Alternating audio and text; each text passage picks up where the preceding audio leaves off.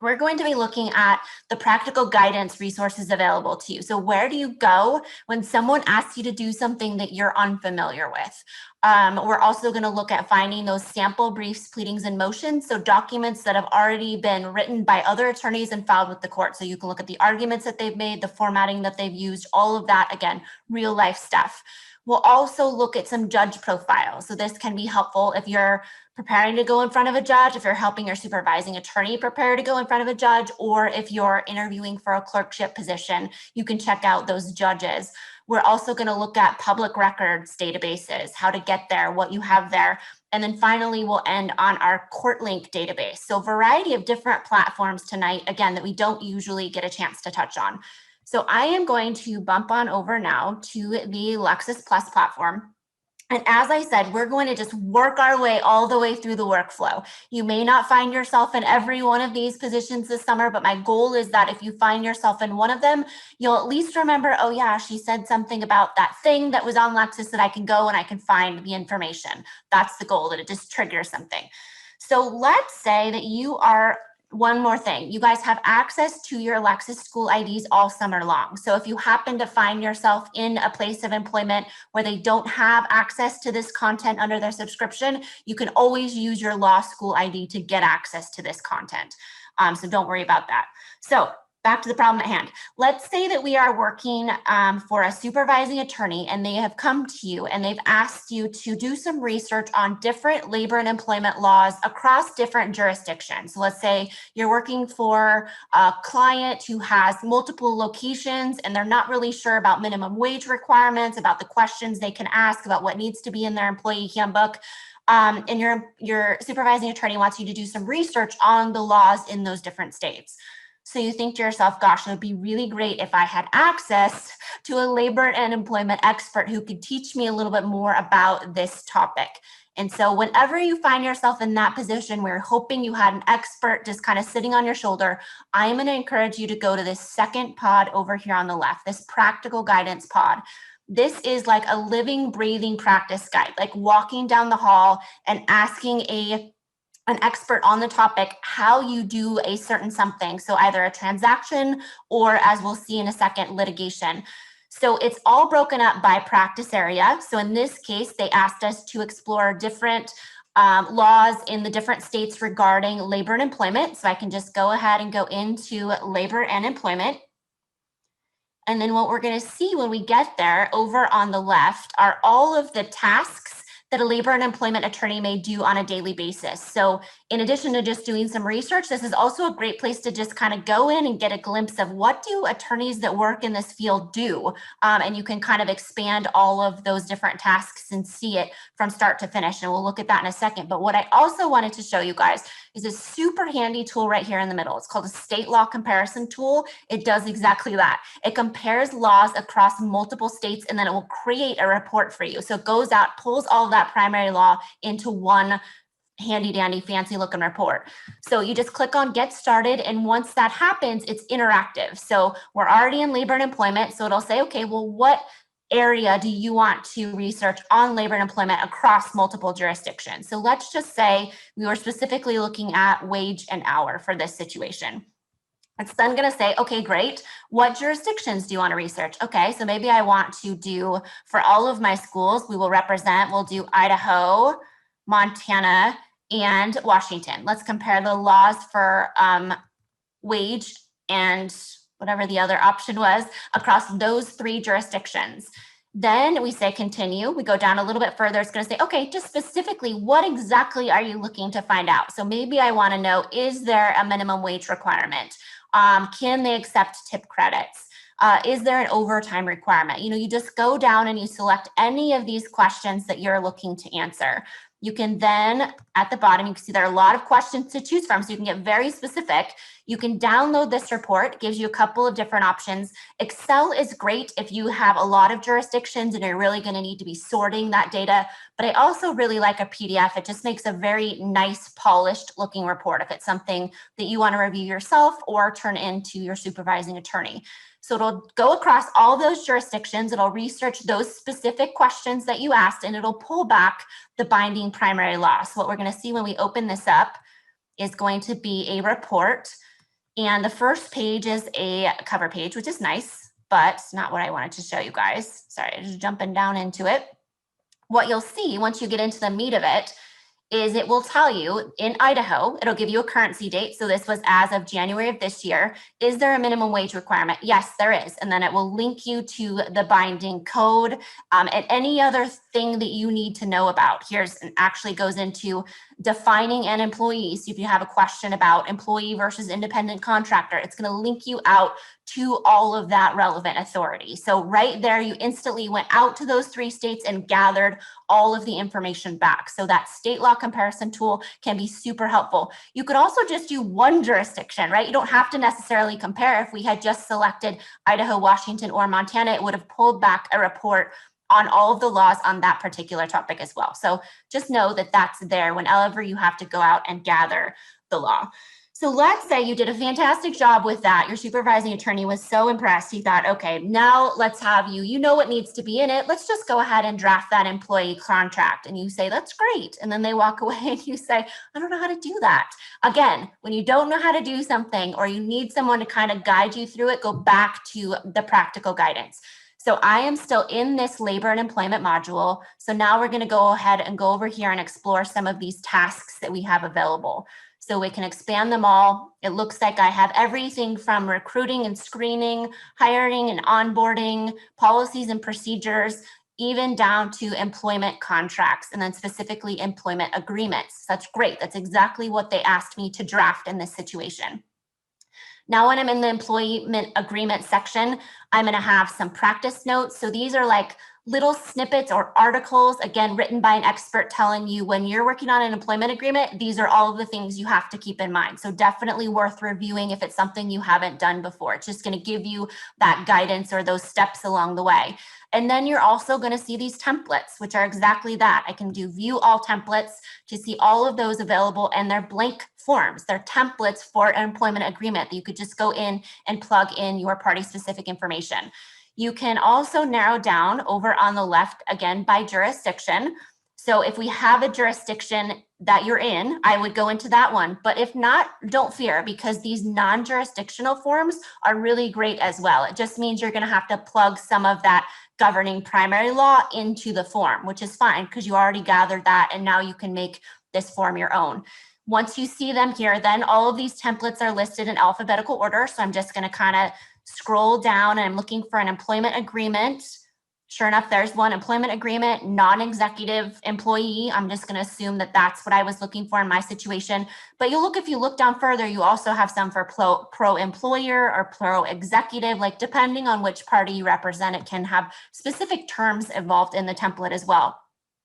If I open this up, then I am going to see a template. So I have here a blank employment agreement that I can go in, I can plug in my party's information. It's also going to have some built-in drafting notes. So again, this is like a supervising attorney, little birdie sitting on your shoulder saying, when you're working on this paragraph, here's something that you need to keep in mind. It may also give you some alternate clauses. So if you don't like the paragraph that's in here, it may give you another clause that you can include. And then that clause usually also has its own drafting note to let you know why you might want to include that particular clause.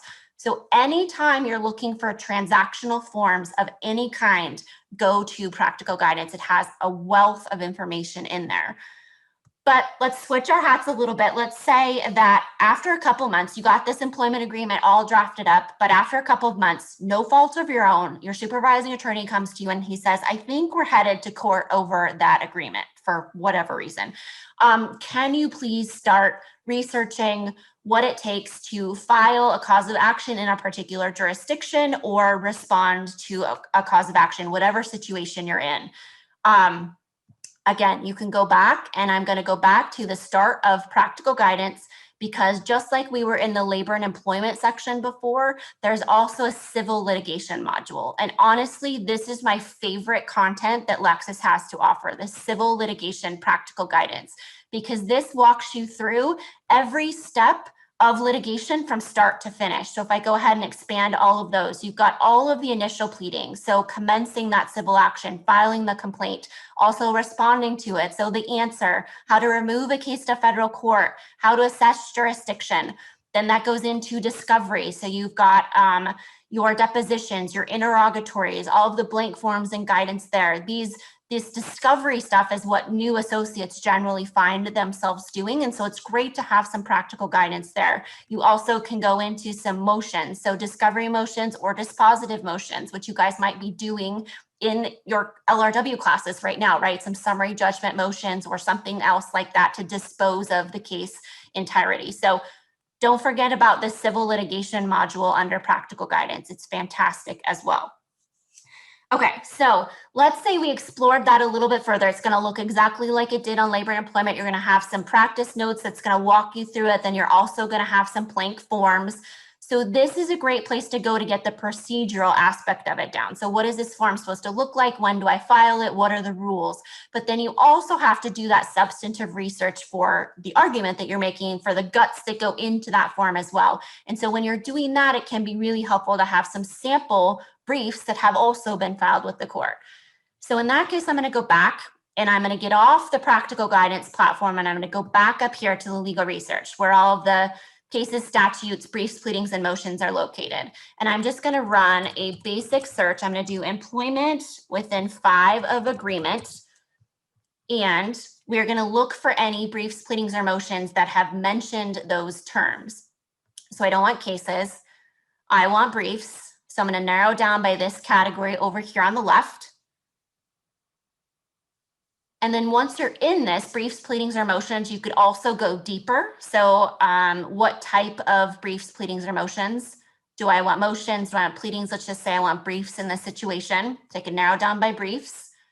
You can also, and I would encourage you to narrow down by jurisdiction because you want to make sure you're reviewing briefs that are in your jurisdiction. Not only would the law be applicable, but also the court rules that they applied would be as well. So let's say we're just in Washington for argument's sake. So I can select Washington. If I wanted to, I could get more specific or granular on the different court levels. Another thing I like to do then when I'm looking at briefs is to sort them by date. So I don't necessarily want just any brief. I also want current briefs. And so I can change that sort order, newest to oldest. Now, this was just anything talking about an employment agreement. So I may want to add in some additional key facts. But once I get it boiled down to a good sample set, I now have briefs that are written in the court that I'm in regarding the issue that I'm writing about. So they can be really great jumping off points for your research or to see how they structured their argument or to look at the format of the document. So if I just open up any one of these, then what you're going to see when I first open it up is just like any other document on Lexis, which is great because you can read their argument. It's going to link out to any primary authority that they may include, but it's not great for seeing how they like bold stuff, how they underline, how they tab, all that stuff that you haven't had a lot of practice doing in law school, actually writing and what it's supposed to look like. And so in order to see that, you're going to go over here on the right under about this document, and you're going to open up original source image. That's going to open up the PDF that we received from the court. So it's going to look like the document that we got when we scanned it into our system.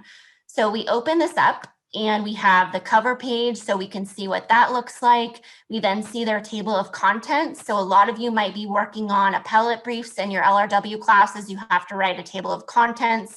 You also are going to have to include a table of authorities. Anytime you're writing a brief to the court is going to want a table of the authority that you cite to. They're going to want the list of the name of it and then any of the pages that it appears upon. So you're going to want to include that as well. And seeing this original source image can be really helpful to see how that is structured.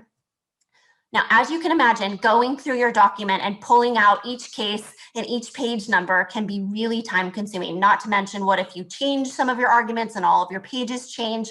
So luckily there is a program. It's called Lexis for Microsoft Office. I will include the link to this in my follow-up email. But what it does if you download it is it adds an additional tab to your Microsoft Word program that allows you to research and draft simultaneously. What it also will do is it will instantly prepare your table of authorities for you. So to save some time, I already had a brief open. I just pushed this button right here that says prepare TOA. It opens up the table of all of my authorities over here on the right as just kind of a preview. But then as soon as I'm done drafting, I have everything the way I want it to be. I just go over into my paper wherever I want my table of authorities to go. I put my cursor there. I hit this insert TOA button. And it's going to say, I'm going to put your table of authorities right there. I'm going to say, okay, that would be awesome. Thank you for your help. And then that will go away. And it will automatically put that table of authorities for you into your document. So like I said, I will include the Lexis for Microsoft Office link along with a demo video in my follow-up email.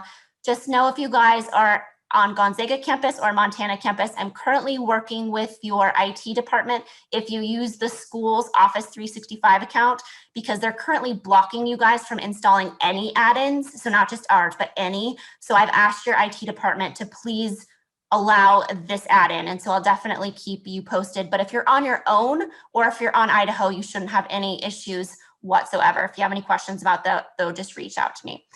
Okay, moving on. Let's say your supervising attorney comes to you and they say, on this case that we've been working on, I have to file a motion for extension of time, but it's in front of a judge that I've never been in front of before, and I'm really nervous. Can you do some research on him and just see, does he seem nice? Like, do you think he'd be amenable to this type of motion?